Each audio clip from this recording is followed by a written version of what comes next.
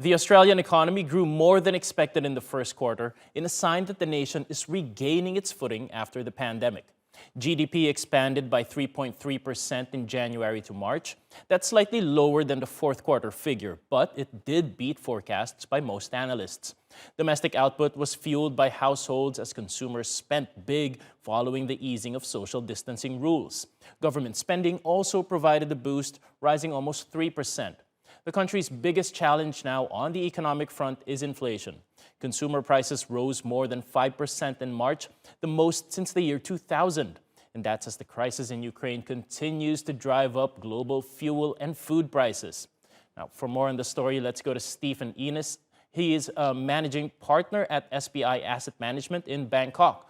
Welcome back to the program, Stephen. Now, that is the challenge for the central bank, as I mentioned there, rising inflation, which would compel them to raise interest rates to tame rising consumer prices. How equipped is the Australian economy to absorb that kind of adjustment?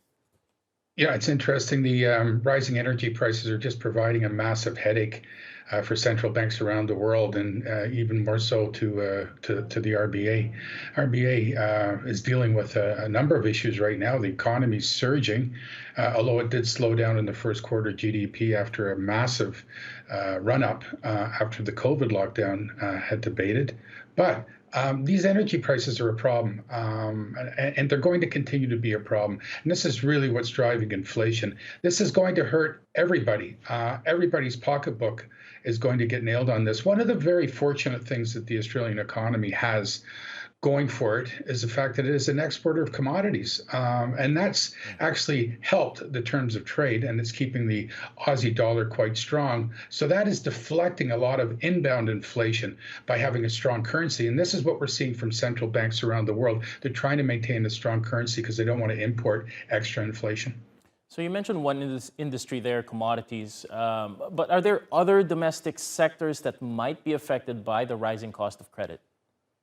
Oh, 100%. I often refer to Australia as an asset bubble sitting on top of an iron ore mine, really referring to that asset bubble, which is the housing market. And housing prices in Australia are hugely expensive relative to other parts of the world. And this is a huge problem when central banks raise interest rates. Most of the folks in Australia don't really earn as much as earn more than anybody else in any major economy, but they're very, very highly leveraged. So every time the central bank nudges interest rates up, it puts more pressure on the mortgage market. Hence, house prices come down. Now, eventually, these house prices will drop significantly enough that it's going to dent consumer spending patterns. And this is a worry that's going to happen in Australia for sure, and probably in other economies throughout the world. All right, Stephen Innes, managing partner at SBI Asset Management in Bangkok. Thank you for joining the show. Thanks for having me.